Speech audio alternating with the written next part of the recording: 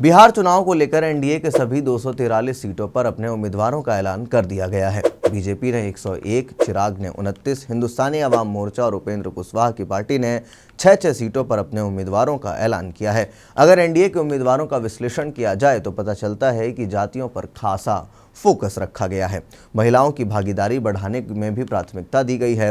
BJP की list की बात करें तो उसने 16 सीटों पर टिकटें काटे हैं और 55 को रिपीट किया है। वहीं बड़े मंत्रियों को फिर चुनावी मौका दिया गया है। बीजेपी के जो 101 प्रत्याशी हैं उनमें 30 नए चेहरे हैं, जहां पब्लिक पर्सनालिटी से लेकर दूसरे क्षेत्रों के प्रोफेशनल्स को मौका दिया गया है। बीजेपी ने अपने उम्मीदवारों में किसी भी मुस्लिम प्रत्याशी को जगह नहीं दी है।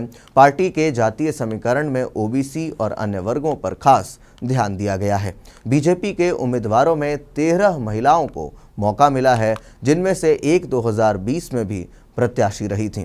बीजेपी ने जिन विधायकों को फिर से मौका नहीं दिया उनमें पटना साहिब से नंदकिशोर यादव, कुम्हरार से अरुण सिन्हा, आरा से अमरेंद्र प्रताप सिंह, रीगा से मोतीलाल प्रसाद, राजनगर से रामपुरी पासवान, रामनगर से भागीरथी देवी और नरकटियागंज से रश्मि वर्मा को टिकट नहीं मिला है। बीजेपी के नए चेहरों की बात करें तो लोक गायिका मैथिली ठाकुर को अलीनगर से टिकट मिला है।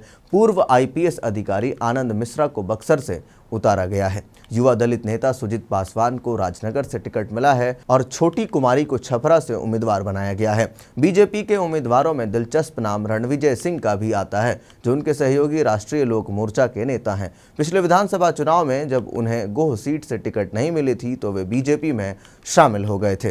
पटना की 4 सीटों पर भी बीजेपी ने जातीय समीकरण साधने की पूरी कोशिश की है।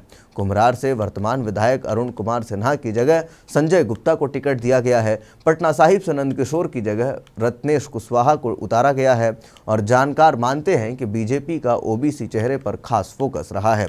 जदयू के उम्मीदवारों की बात करें तो इस बार उसने 4 मुस्लिम चेहरों को मौका दिया है। 2020 के विधानसभा चुनाव में यह आंकड़ा अधिक था। जदयू की लिस्ट में 13 महिलाएं भी दिखाई दे रही हैं, जिनमें से कुछ विधायकों को फिर से मौका मिला है। जदयू के 101 उम्मीदवारों में से 59 ईबीसी और ओबीसी से हैं। इसी के साथ ईबीसी को 22 टिकट मिले हैं। वहीं नीतीश कुमार की जाति कुर्मी पर एक बार फिर खासा ध्यान दिया गया है और 12 प्रत्याशी इसी जाति से घोषित किए गए हैं। पिछले कई सालों से बिहार की राजनीति में नीतीश कुमार का ध्यान ईबीसी, कुशवाहा और कुर्मी पर रहा है। इसके अलावा 8 यादव और 4 अन्य जातियों को भी जदयू की उम्मीदवारी लिस्ट में शामिल किया गया है। पार्टी की तरफ से 5 प्रत्याशी मुसहर और रविदासी समुदाय से भी रखे गए हैं। खैर, इस खबर पर आपकी क्या राय है, कमेंट बॉक्स में लिख करके जरूर बताएं। धन्यवाद।